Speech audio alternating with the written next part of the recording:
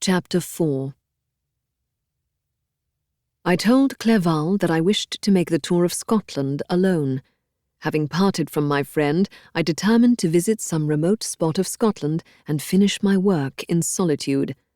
I did not doubt but that the monster followed me.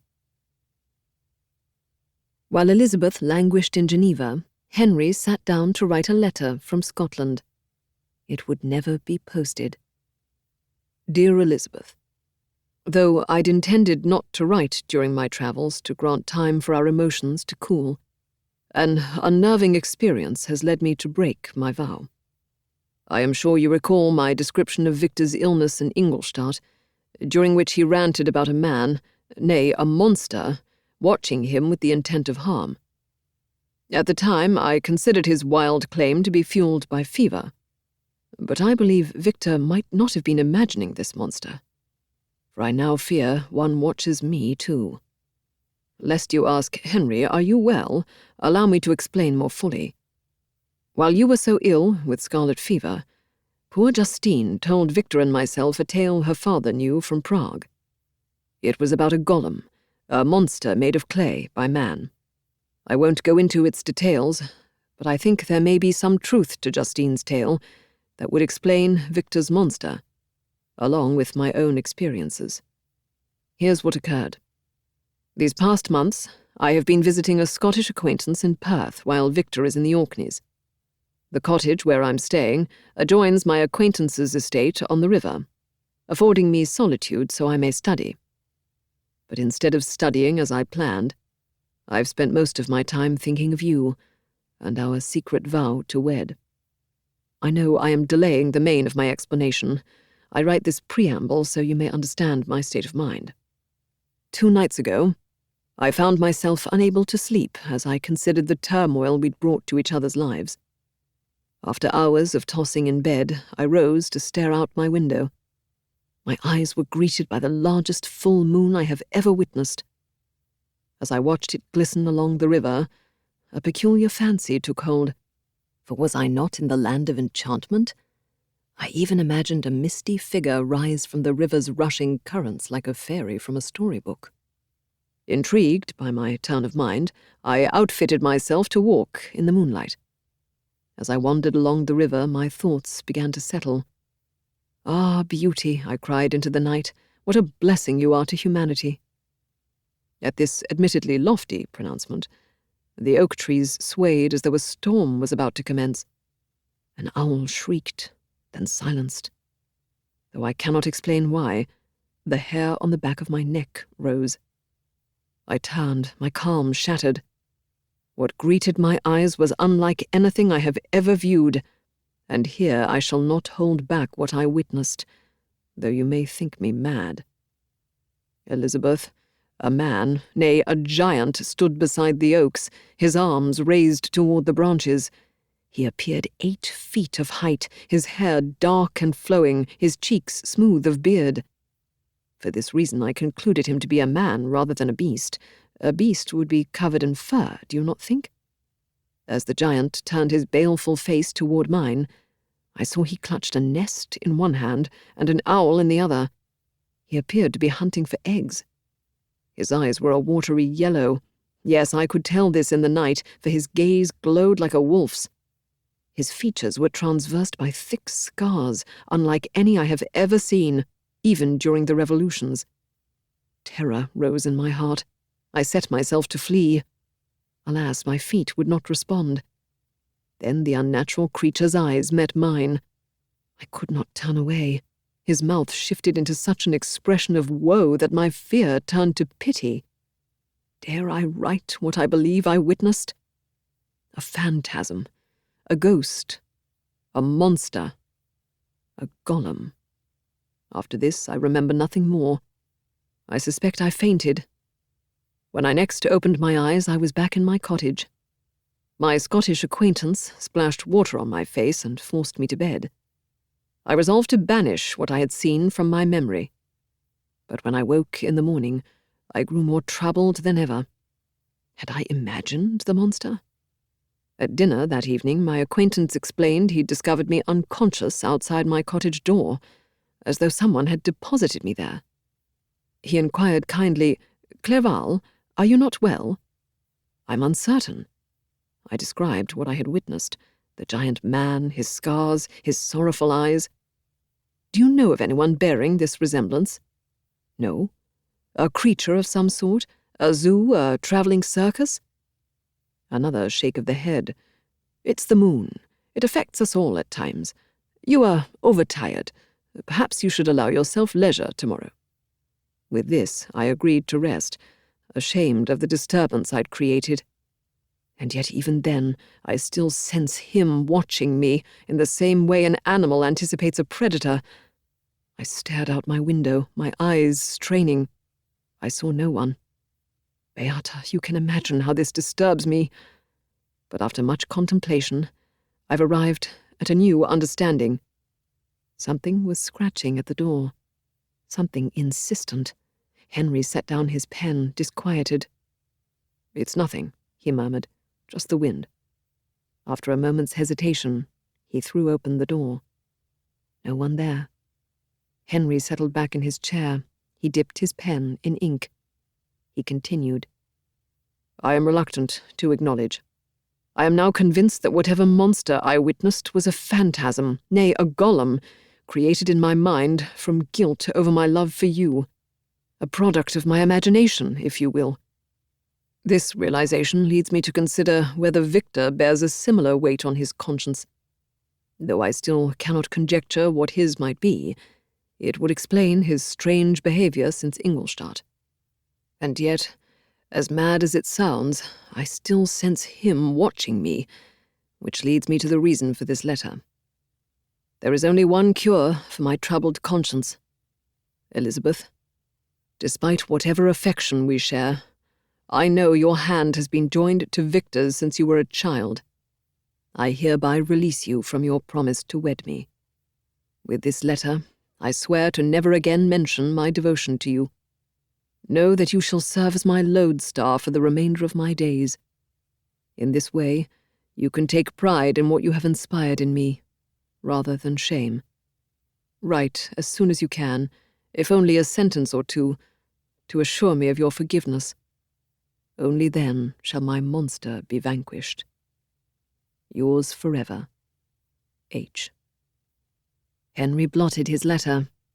The sooner he sent it, the better. The letter would be a shock to Elizabeth, but also a relief, he suspected. Well, it was for the best. When she'd sent him to Strasbourg to meet Victor, he'd realized sometimes love wasn't enough.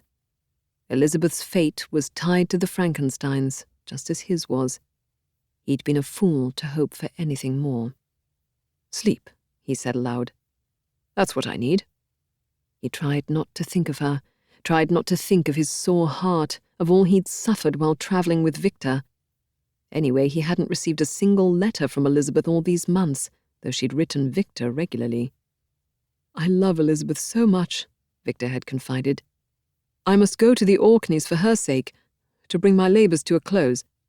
You do understand?" Henry hadn't. If he'd considered there to be any possibility of taking Elizabeth as his wife, he never would have left Geneva. Then he remembered Elizabeth in bed beside him in his room, Elizabeth's lips against his, Elizabeth returning his confession of love. Enough. Henry folded and sealed the letter.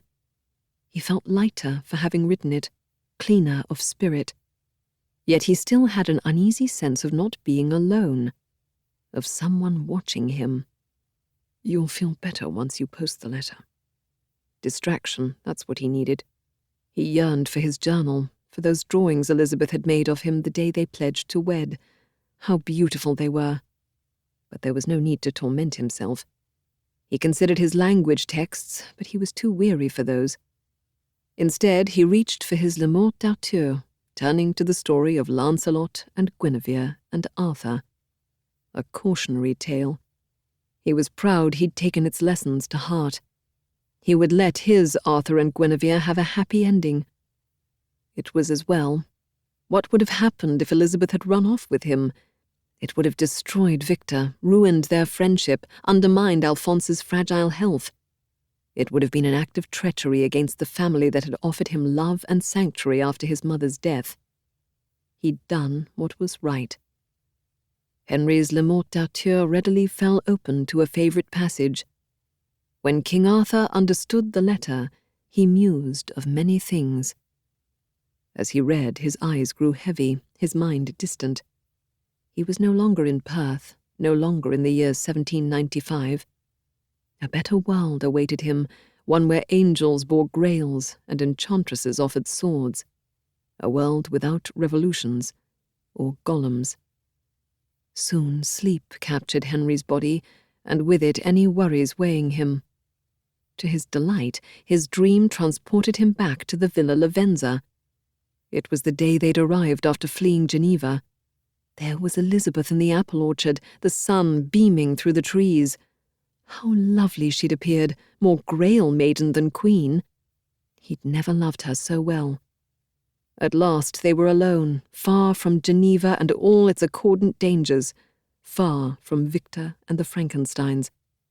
In his dream, he peered up through the apple trees toward the sky, which was brilliant with light. Leaves shimmered gold. The sun burned so hot, so hard to breathe. The stench of something foul rose, something rotting. He tried to cough, to inhale. Was he drowning? A gruff voice rumbled against his ear.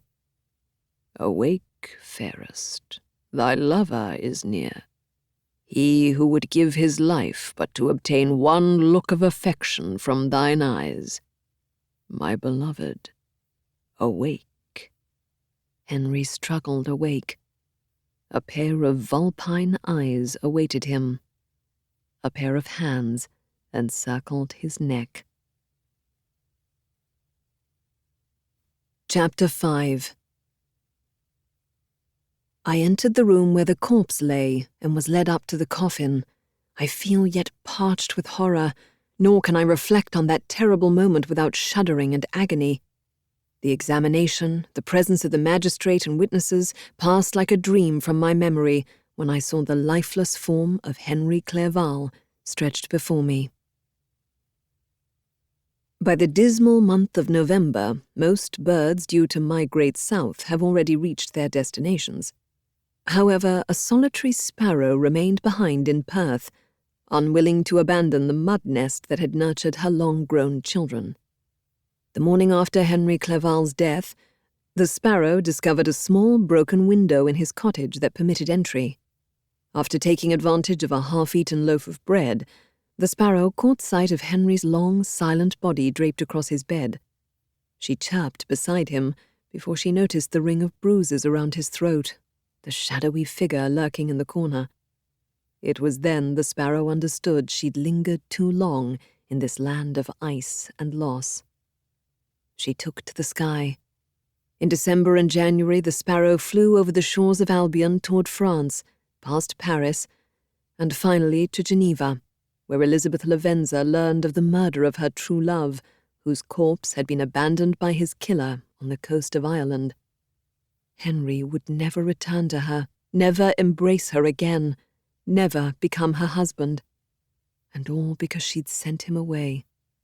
She tried to drown herself in an ocean of laudanum, but survived when Sophie discovered her half-mad and retching. Sophie covered Elizabeth's grieving with excuses that Alphonse and Ernest barely paid mind to. Nor did they note when Elizabeth's sobs and wails shattered the sky until the clouds released hailstones and lightning. The sparrow gracefully dodged these as she rode the wind south. By February, she reached the heights of Mont Blanc and the Mer de Glace. This was the day the sparrow finally came to a rest. It was also the day that, for the first time since she'd fled the Villa Lavenza, Justine Moritz arrived at the unwelcome conclusion she was being watched. Until then, Justine's isolation had been nearly complete. Once she'd abandoned Ella's corpse in the woods, she'd climbed into the Alps clutching the satchel she packed in preparation. It contained the funds Elizabeth had left, a change of clothes, a small silver knife from the kitchen, a spyglass from the Clerval's shop, and the necklace bearing Caroline's portrait. As Justine travelled, she tried her best to remain out of sight, save to obtain food. At night she slept in forests hidden beneath branches, her face and hands scarred from brambles and thorns, her face dirtied until it grew unrecognizable. The arrival of spring lightened Justine's fears, but instead of seeking civilization, she found herself pulled west toward the mountains of Savoy, which lay but 2 days south from Geneva. Though Elizabeth had warned her not to approach her home, she couldn't resist. Finally, Justine reached the base of Mont Blanc, which overlooked a vast sea of ice. The vale was surrounded by precipitous mountains and filled with white undulating fissures, which appeared as though frost had entrapped the waves of a mighty torrent. "No one will ever find me here," she decided. "Not even the Frankensteins." The first weeks, Justine slept in a grassy field overlooking the Mer de Glace. Summer inaugurated a halcyon period of golden sunlight and perfumed flowers, which she knew would not last. Fortunately, by the time the days grew short and the weather cool, she discovered an abandoned hut hidden behind a cluster of cypresses, presumably used by a shepherd in warmer months. A thin stream of clear water danced alongside the hut. She stared at her reflection in the water, taking in her scars, her deformities. Her misshapen spine and abnormally raised shoulder appeared more skewed than ever. Nothing had changed. "I'm still a monster." She shrugged. All the more reason to avoid humanity. The door to the windowless shepherd's hut was unlocked. Inside, she found a shabby room. The chinks in the wooden walls bore enough gaps that one could judge the weather through them. The hut was not empty.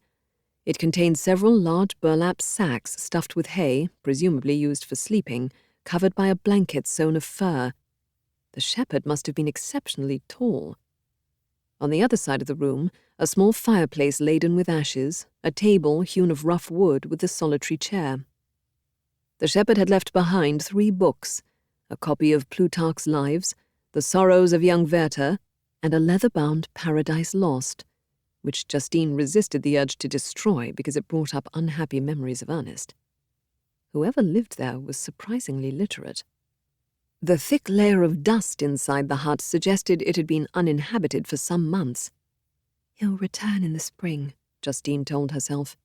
"I'll depart before then."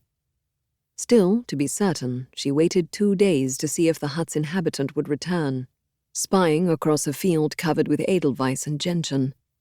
Only then did she claim the hut as her own. She filled the chinks in the wall with mud, gathered wood for fire, and foraged for greens. She speared fish from the stream with the knife she'd taken from the villa. She buried the bag containing her remaining coins in a crevice near the door, and tucked the locket with Caroline's portrait beneath the bed. These served as the only reminder of her former life. As winter approached, she laid in a supply of nuts. She managed to grind them into a crude flour, which she mixed with water and baked into cakes. They were unappetizing and gave her diarrhea. But hunger was kinder than her experiences with humanity. By the time the first snowstorm arrived, Justine realized how foolish she'd been. Winter on the Mer de Glace was far more severe than the one she'd experienced traveling. It took 3 days for the storm to die, 3 long days in which Justine lay shivering and hungry and thirsty, for she'd run out of food and water and wood. She forced herself outside despite heavy winds wrapping the fur blanket around her body. Just as she was about to gather snow to melt for water, she noticed footsteps. They were fresh, enormous. They led to the door of her hut before they disappeared, as though their owner had flown into the sky. Where could he have gone? Then she knew. "He's watching me." She shivered. Ella, her poor abandoned body, those bruises across her throat. Had Justine traveled all this way to meet this same fate? Once she'd calmed, she asked, had the hut's owner returned? A ready answer arrived. "If he did, he'd have confronted me." She chanted to herself, "I am safe. I appear male. I appear a beggar. I offer no threat to anyone." Unable to soothe her fears, she fled the hut. But when temperature dropped as the sun sank, she had no choice. She would die unless she took cover. Heart pulsing, she pushed the door open with a shout. The hut was empty, save for that stubborn swallow who'd travelled all the way from Perth. The bird immediately flew out the door, never to return. "A sparrow, that was all." Justine laughed, then wept as she slid to the floor. "Ella, I'm lucky I survived." She again wished she'd been more attentive to Ella, friendlier. Maybe she wouldn't have run away. Maybe she wouldn't have died. Justine covered her face with her palms. She sobbed until she was spent of salt. Then she remembered. Food, water. Her stomach growled. Her tongue was dry in her mouth. It was then she noticed an offering of firewood had been laid out for her, along with a freshly skinned rabbit. Too cold and hungry to question its provenance, Justine built a fire and roasted the rabbit. She tore into the carcass with her hands, not caring that the rabbit's flesh was charred or the interior raw. She went to sleep that night with a full belly for the first time in weeks. "Don't let me be imagining this," she thought as she drifted off. She hadn't. When she awoke, the remainder of the rabbit was still there, along with new offerings of cheese and bread. Again Justine ate, grateful. After she'd finished, she noticed her hands were trembling. Those footsteps in the snow. The offerings in the hut. Someone had come into the hut while she slept. Someone was watching her. Someone close. She ran outside, heart pounding and head rushing. More footsteps, fresh ones. Again they disappeared in the middle of the field before her house. Who was her benefactor? What if they were offering her help, if only to injure her? But why would someone do good before causing evil? It made no sense. Perhaps I've an angel, Justine decided, thinking of Paradise Lost.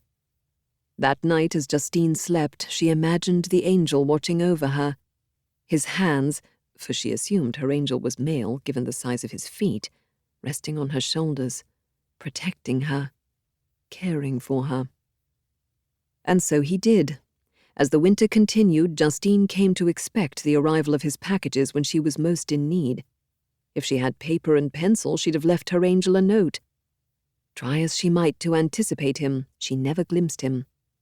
Sometimes his offerings arrived in the middle of the night, which caused her no end of shock. She'd awake to find a basket of food beside her bed. Other times food appeared during the day, when she was away from the hut. As the snow melted and crocuses budded, Justine grew healthier. Her flesh filled out. When she glanced at herself in the stream, her scars appeared softer and her hair long enough to cover her skull. She still resembled a boy, but no longer one who appeared as though he'd returned from the gates of death. Even so, her angel's offerings continued to arrive. He's still watching me. But instead of fear, Justine was infused with wonder. Justine caught her first glimpse of her angel in early spring, soon after the crocuses gave way to daffodils. She'd envisioned him to be a celestial being filled with majesty and beauty, like something painted on an altar in church. She encountered something very different. She first saw him at twilight. She'd been out walking in the woods when she heard a deep rumble rise from the earth. The sound was such that she felt it inside her chest. Birds fled the trees. A doe dashed past, nearly knocking Justine to her knees. She sensed someone was weeping. Someone far away. The mountains made sounds seem closer than they were. A trick of the sky. Over Mont Blanc, lightning flashed. A spring storm. It was so high up in the mountains the display appeared especially grand. Blackened clouds rushed across the horizon, with lightning following suit and thunder growling. A flock of geese fleeing south. Hailstones bounced before Justine's feet, thick drops of rain. All of a sudden the sky cleared and the sun returned, turning everything delectably purple and pink and brilliant. Justine gasped. There he was, at last. Below the highest peak of Mont Blanc, what appeared to be a giant man clambered across the rocks with the agility of a spider. How strong he appeared, how swift! Justine squinted. He leapt as though flying along the side of the mountain. This man, this creature, was her benefactor, her angel. He had to be. Excitement, no, joy, rose inside her. Wasn't the scale of his jump akin to those footprints she'd discovered in the snow? He probably leaped into the trees to avoid her. It all made sense. "Hello? Is it you?" Justine's voice echoed through the valley. "Hello?" The angel paused on the mountain, cocked his head. Then, just as unexpectedly as he'd appeared, he vanished in a blur of motion. "Come back! I only wanted to thank you." She'd tried to make her tone as kind as possible, as welcoming as possible. He'd saved her life. She was surprised by the sorrow she felt, her loneliness. She realized it had been well over a year since anyone had addressed her with kindness. Now he'd never return. Justine was wrong. Her angel reappeared 3 days later, 3 days that felt longer than any she'd experienced, even when she'd been locked away for William's murder. This time, the angel left a plucked chicken outside her door. His offering was accompanied by a letter written in a surprisingly refined hand. "I beg you not to seek me. I am unused to human society. I am one who is miserable above all others. Therefore I sought to reduce your misery, knowing too well what it is like to be alone and friendless." "Good sir," Justine wrote in turn, marking a piece of elm bark with a burned twig. "I yearned only to thank you when I shouted your way. Will you not meet with me? If you do, I promise you will no longer be friendless." "If you were to meet me," he answered, "you would find me a creation of terror, not felicity. Your eyes are not prepared for one of my kind. I am a miserable creature, hated and shunned by all." She responded, "I would never think this. I bear you only gratitude. Will you not come to me?" Her angel did not write another letter for over 2 weeks. By then it was so deep into spring that the land again flourished green. Justine despaired. Was she not also shunned? Did she not understand what it was to yearn for affection but fear rejection? One night she had a cautious knock on the outside of the wall, where a chink in the mud had hollowed during the long winter. "I have returned," the angel said in a gruff voice. Justine's heart swelled. "I'll come to you." "No." His breath was rough, like a beast. "Do not approach. Let us remain as we are, with this wall between us." "Why?" "If you were to behold me, you would turn in disgust." Justine shifted her chair closer to the chink. "I might have died this winter without you. Why would I not welcome one who has been an angel to me?" A mournful moan. "I am no angel. Do not think otherwise. I have done much I regret. I remain separated from those who wish me ill for actions they've forced me to take. I have been rejected by my fellow man. I have sworn war against the one who brought me into being. I have murdered those I should not have." "I understand." Her angel was a disgraced soldier, probably nobility. He'd run away to avoid execution. She thought of King Louis without his head, Napoleon, the revolutions in Geneva and France. She said carefully, "One cannot blame oneself for actions undertaken at the behest of others, no matter how evil they may be. Revolutions are born of hope, though they may lead to destruction. Why will you not allow me to see you?" A scuttle on the other side of the wall, a long silence. "I promise to be kind," she pressed. "I am also unwanted, and have fled the unkindness of others." "Very well," he said at last. "I will come to you tomorrow night." "Why not tonight?" Another moan. "For I need to gird myself for your disgust. Once darkness falls, I will visit you. You must extinguish any candles, all fires. Let there be no light. Then you will know me for who I am." A long pause. "And then we shall part, for you won't wish me near you." Before Justine could respond, she heard him rush away. The next night, Justine waited in the pitch-dark hut for her angel's arrival. She felt more terror of his not showing up than of his physical appearance. For what form could he take that she'd reject him? He'd been kind to her. He'd saved her life. He was good. After what felt like hours, the hut door creaked open. Justine's stomach flocked with butterflies. "You are here?" he said, an edge of fear in his voice. "I am," she answered eagerly. "Have you a name?" His laughter was bitter, mocking. "I have no name, no soul. My father did not deign to grant me them." This fulfilled Justine's suppositions. A soldier in disgrace would be shed of his name, just as he'd been shed of his aristocracy. "Then I shall be as nameless. We will know each other by deeds, not reputations." He laughed again, but the sound was lighter. "Clever, aren't you?" Her face flamed in the dark. "That's what some would say." "May I approach you? You still do not fear me?" "You may, sir. And I don't." Justine heard her benefactor settle on the burlap bag beside her. He let out a sigh. She did the same. Whatever tension she'd held within herself lessened. How strange it was to sit so companionably with someone, with such serenity, to hold conversation after so long alone. Even in her happiest moments with Ernest, there had been no peace between them. Another thought arrived, one that embarrassed her. She should have considered it earlier. "This is your hut? Your books?" "Yes." "You allowed me to make you homeless." "I saw you were as miserable as I am, and as pitiful. I know what it is to be friendless, to be wretched of all your kind." Her benefactor shifted beside her. She sensed his nearness, his presence. Where there should have been warmth, a coolness rose from his flesh. So peculiar.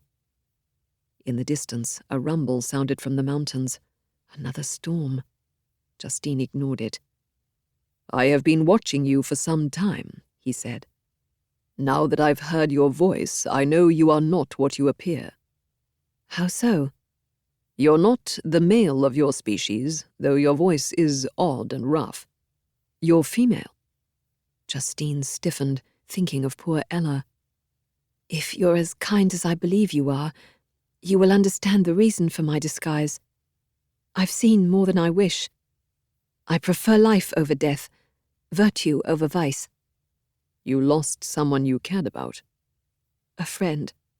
She—" Justine couldn't say more without her voice breaking. Ella hadn't really been a friend, but they lived together. They'd grown to know each other as much as you can know someone you'd deceive.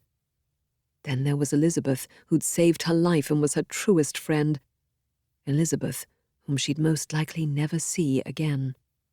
"I understand," he responded, "for I have also suffered the attacks of man. I've been shot by a rustic and beaten by a mob. Violence affects men as well as women. But you do not fear me, do you?"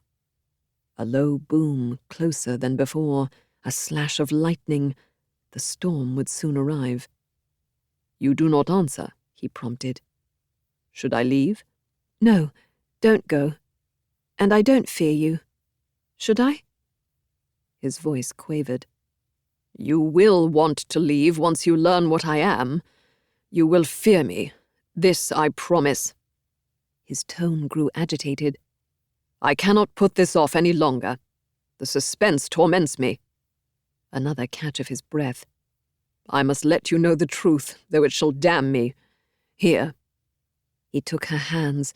How cold his were, like ice, how wide his palms, and rested them against his face. His cheeks were wet. Tears. His head was huge. But she felt something more. Something unnatural. Stitches. They were like a map traversing the terrain of his face. A long, thick nose akin to a bull. a thin set of lips which shuddered beneath her touch, a strong, square jaw, large, drooping eyes. His forehead was wide and nested with scars across where his brain lay. Then his hair. It was lush and long and knotted. She gently smoothed the tangles. He flinched as though she'd burned him. "Who are you? What are you?" she yearned to ask. But she knew she'd gain no reply. Anyway, didn't she already know the answer? He was mutilated through battle and fire. No wonder he lived in isolation. No wonder he refused to be seen. "Do I repulse you? Speak, for I must know. Will you also shun me?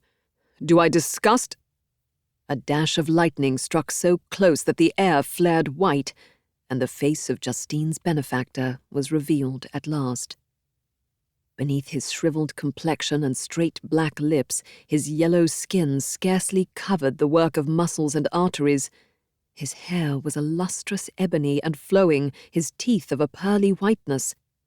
But these luxuriances only formed a horrid contrast with his watery eyes, which appeared nearly the same colour as the dun white sockets in which they were set. He was no soldier injured by war or flames, nor was he an angel. He was a demon, a monster, a deformity of life, a creature constructed of death and flesh, not incantations and clay. A golem. Darkness returned abruptly, leaving Justine alone in the hut with the golem. She didn't scream, nor did she flee. However, the golem's shadowy form rushed for the door. Justine grabbed his wrist, using all her strength to pull him toward her. "Who are you? You shall not leave until you tell me." "I told you. I am one who is shunned by all. I will not offer violence, but you must let me go." "I will not." She yanked anew on his hand. "Tell me who you are." Another strike of lightning. In that flash, Justine made out a scar across his wrist. The stitching bore small stitches of a precisely even length. At the end of the scar, she made out a small triangle. She knew of only one person who sewed that way. "Victor Frankenstein," she said, disbelief in her voice. The golem let out a hard shout as he shoved her to the floor. Before she could recover, he was gone. Chapter 6. It was on a dreary night of November that I beheld the accomplishment of my toils. With an anxiety that almost amounted to agony, I collected the instruments of life around me, that I might infuse a spark of being into the lifeless thing that lay at my feet. After a sleepless night, Justine discovered a journal outside her door, bound in a sap-green Florentine paper. She immediately recognized it. Hadn't she seen Elizabeth give it to Victor that last picnic before Caroline's death? When Justine picked up Victor's journal, a letter fell out. The angel, or rather the golem, had written again. This time the golem's writing was less elegant, as though he'd dashed off his missive in a fury. "If you read this, you will understand everything about my relationship to Victor Frankenstein, but you shall never again know a moment's peace. Do you dare?" Justine's pulse raced. The journal weighed her hands, the history it held. Again she recalled the scars along the golem's wrist, the stitching that surely had been Victor's. But what of the golem? Where was he? Her eyes strained beyond the field outside the hut, into the woods. She saw no one. "He's watching me." Hands shaking, she opened the journal to the flyleaf, ignoring an inscription signed by Elizabeth. Victor had written, "This journal belongs to Victor Frankenstein, University of Ingolstadt, January 1788. May no one breach these pages." "Too late," Justine muttered. She flicked away a maggot. The journal's first pages were covered in German, leaving their contents as much a mystery as the golem's relationship to Victor. Several entries later, Justine arrived at an entry written in French, the first of many. She settled in, her stomach tight with anxiety and anticipation. March 16th, 1789. What a day! Such promise! For the first time since my mother's passing, my melancholy is alleviated by the elixir of hope. As Justine read, she forgot the presence or absence of the golem. She forgot she was seated before a sea of ice at the foot of a mountain. She forgot everything but the words on the pages, which she turned as quickly as she read. She read entries detailing chemical formulas and drugs to induce visions. She read of experiments involving blameless animals whose lives Victor sacrificed on the shrine of knowledge. She read of bones stolen from charnel houses during moonlit nights. She read of barely cold bodies snatched from their graves by resurrectionists paid by Victor's decree. She read how dissecting rooms and slaughterhouses provided materials for his experiments. "I will pursue nature to her hiding places," Victor vowed on one page. On another, "There is one secret I alone possess. If I can bestow animation upon lifeless matter, I might renew life where death has devoted the body to corruption. This is the task to which I shall dedicate myself." Though Justine's eyes registered horror and her blood grew cold, she dared not cease reading. The quest, Victor deliberated, was one she considered immoral as well as impossible, to create life from death. She recalled his fascination with alchemy and chemistry, his peculiar outbursts after Caroline's demise, his strangeness when he'd finally returned to Geneva from Ingolstadt, his haunted eyes, which appeared as though they'd peered into the dark soul of science and emerged damned. She'd noticed this even in their scant encounters after William's death. She read of Victor's attic laboratory overlooking the University of Ingolstadt, where he undertook his labors with profane fingers. He described how winter, spring, and summer passed unnoticed while he labored. "Great God! I seem to have lost all desire but for this one pursuit," he wrote after an unsuccessful experiment. "May I meet with success soon, for I fear illness will befall me. How my limbs weaken!" As the journal progressed, Victor's sentences grew short and impatient, his ragged writing scarcely legible. "Now is the time. I must." After this, the journal recommenced 4 months later with an entry dated November 1792. It was written in a weak hand, surrounded by what appeared to be splatters of blood. "At last I behold the accomplishment of my toils. If I am successful, death will be banished and life renewed. With an anxiety amounting to agony, I've collected the instruments of life to infuse a spark of being into my creation. As I write this, a storm rises from the west. I have no further preparations but to wait. My heart is filled with joyful anticipation." Justine turned the page, heart pounding. She read, "It was on a dreary night of November that I beheld the accomplishment of my toils." And then, nothing more, not even a spot of ink. Justine shut Victor's journal, her heart and head overcome. While she'd been reading, the sun had risen high in the heavens, illuminating all of God's creations born of nature. She stared at the journal, imagining Victor inscribing it all those months in Ingolstadt, while Elizabeth languished in Geneva, yearning for him. Elizabeth, who'd saved Justine from a terrible fate. Thanks to Elizabeth, Justine was alive. Justine had found sanctuary. Elizabeth had been a true friend, the only one to believe in her innocence when all the world condemned her. With this, Justine returned to the present moment with a shudder. She was no longer in Ingolstadt witnessing the creation of a man who wasn't born of woman, a golem sewn of corpse parts and animated by lightning. It was no longer a stormy night in November with rain pelting the roof of an attic near the university. No, she was inside a hut beneath the shadow of Mont Blanc, overlooking a sea of ice. It was May. It was spring. It was the time of life, not death. The air was soft and sweet. She was alive, for God had chosen to spare her. Her life felt as precious as when she'd awakened after her hanging, with Elizabeth's celestial face before her. All these months later, the golem had helped her preserve this life. Without warning, an array of geese cleared into the sky with honks and cries and flapping wings. Justine looked up from the journal, prickles along her neck. He'd returned. The golem who wasn't a golem. The golem Victor had created from science and presumption. The golem stood outside her door. Perhaps he'd been watching her read. Perhaps he'd been waiting for her to finish. No matter, for she saw him for who he was, all of him, beneath the light of day. In some ways, the golem's body bore a more harmonious form than her own. His spine was straight, his shoulders symmetrical.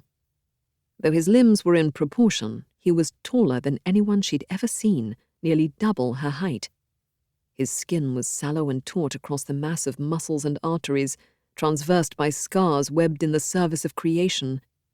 His thick hair was dark as a raven's. It flowed beyond his shoulders.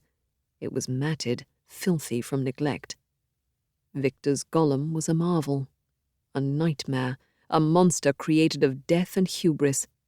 She imagined the terror he must have inspired in those viewing him for the first time. A rush of sympathy, of protectiveness rose inside Justine. The golem was kind, generous, more than the sum of his blasphemous creation. The golem's eyes met hers. Fear skittered across his unkempt features before he backed away without a farewell. "Stay," Justine begged. "Please." She ran toward the golem, Victor's journal dropping from her lap. She gathered his hand in hers, stroking across the scar where she'd recognized Victor's handiwork. The golem drew a deep intake of air, his eyes shutting in what appeared a strange ecstasy. "Victor is your father," she said. He nodded. He wept. That night, the two of them burned Victor's journal in a bonfire larger than any Justine had ever witnessed, even during the revolutions. It had been the golem's idea to destroy the journal to decry his father, the golem who'd built the bonfire. He growled and shouted as he tossed the journal into the flames, tearing pages one at a time from the binding. He ventured closer to the bonfire than Justine imagined possible, but did not appear affected by the heat. Once Victor's journal was committed to ash, Justine somehow found the golem in her arms, though she was so small and he so large. She hadn't intended to offer him physical affection, but she did. For all of his size and strength, she'd never encountered anyone so sorrowful.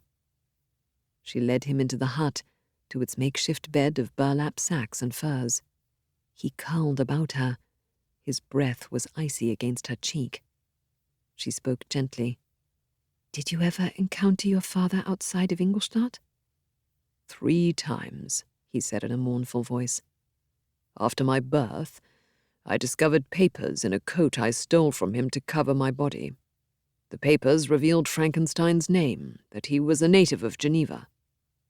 It took me over a year to locate him. When at last I found my father, I asked, 'Why did you form a creature so hideous that even you turned from me in disgust?' God made man beautiful and alluring after his own image. What sort of God are you to leave me as I am?" He refused to answer, save to condemn me as a demon, a monster, a wretch. Softly, but he did agree to a bargain. The golem's jaw tightened. Justine pressed, "A bargain?" "One he did not keep." The golem's face contorted with rage as he described the strangest confrontation Justine could have imagined. Over a year earlier, he'd encountered Victor on these very mountains overlooking the Mer de Glace, finally meeting his maker for the first time since his birth. He'd begged his creator to make an Eve to his Adam, a mate.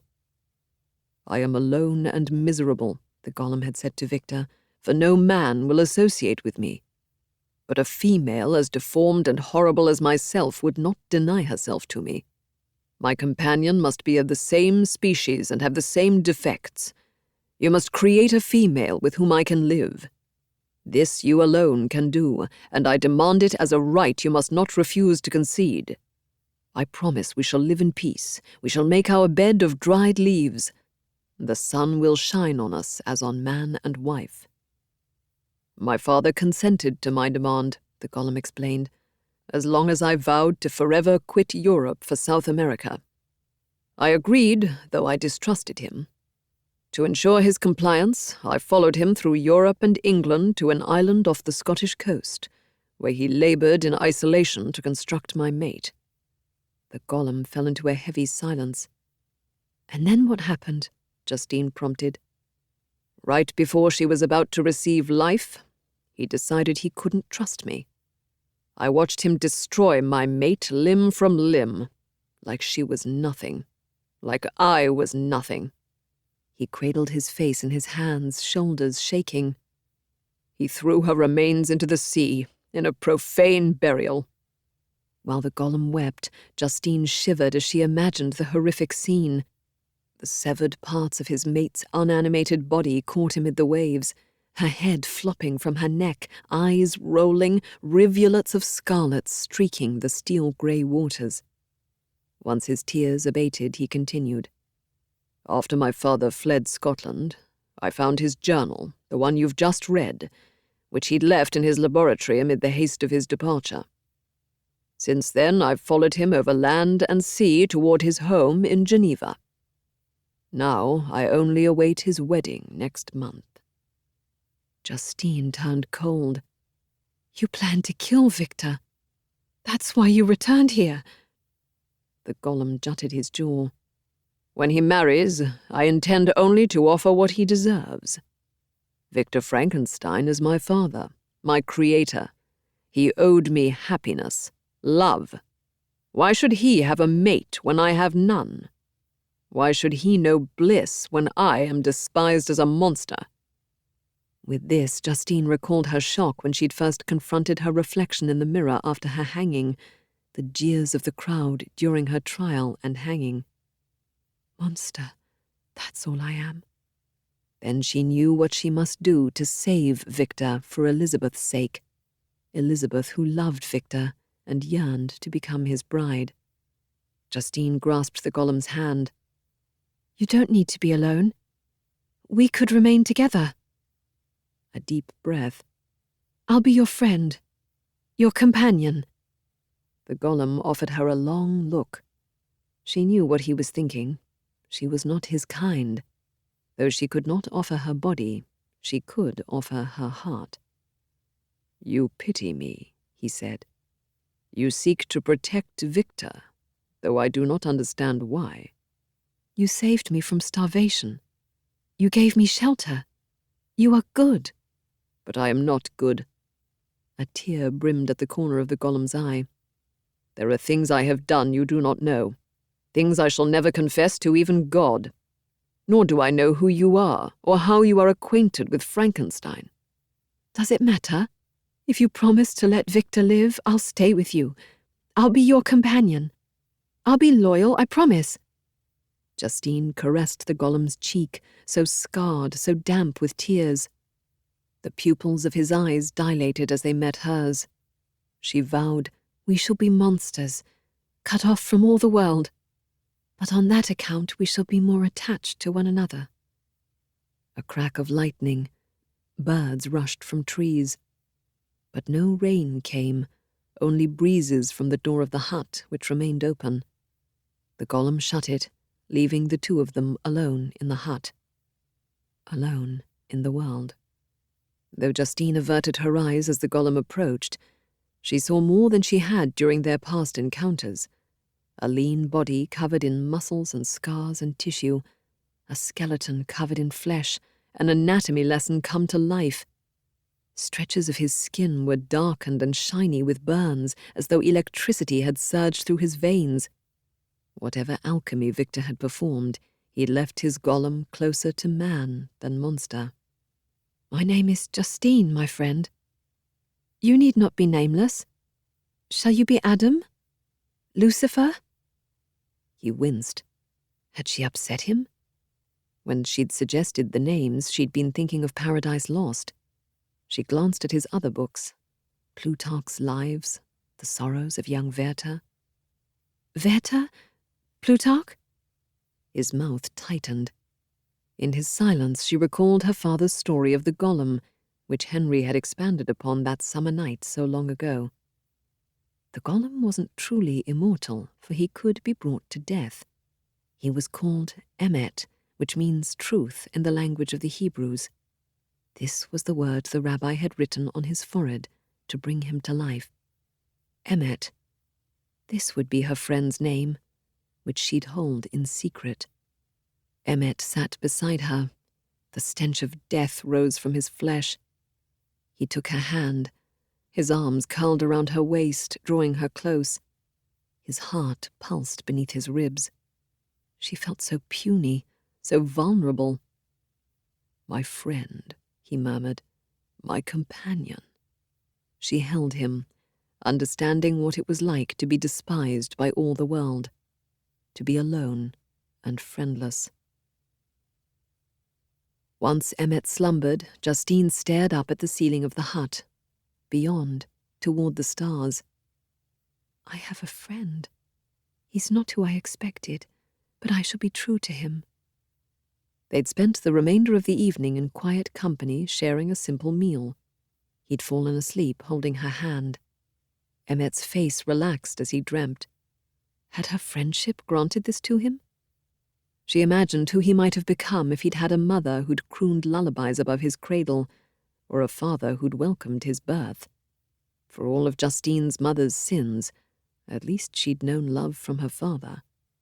Then she remembered. Emmet had no knowledge of her relation to Victor and Elizabeth. Should she tell him? Would it matter? She pulled out the necklace bearing the locket of Caroline from beneath the bed. Her painted eyes stared back, same as ever. "What would you do?" Justine asked the locket. No answer arrived.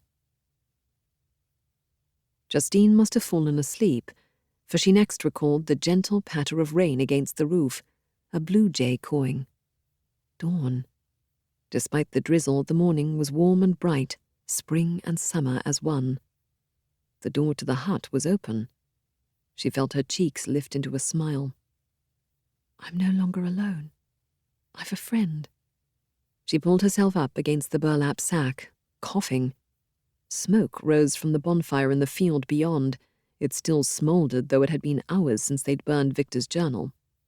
Emmet was standing outside by the bonfire. She made out his tall silhouette framed beyond the doorway.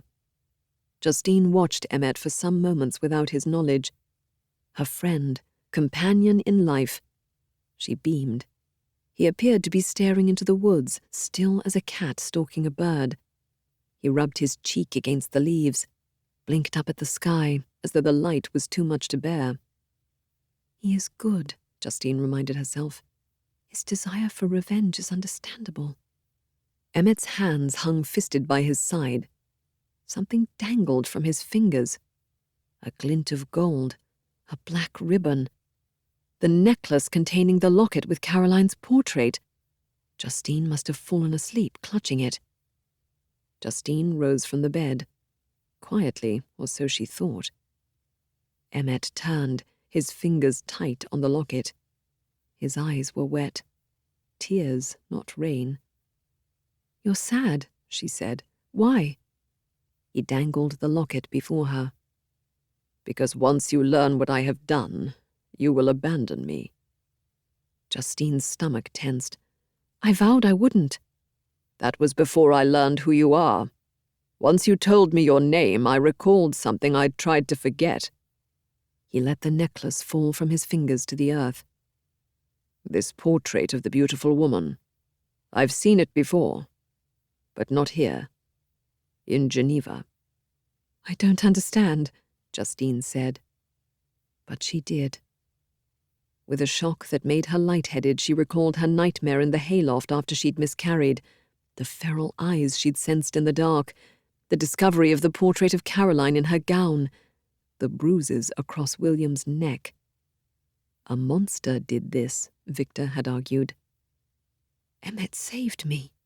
He couldn't do this, especially to an innocent child."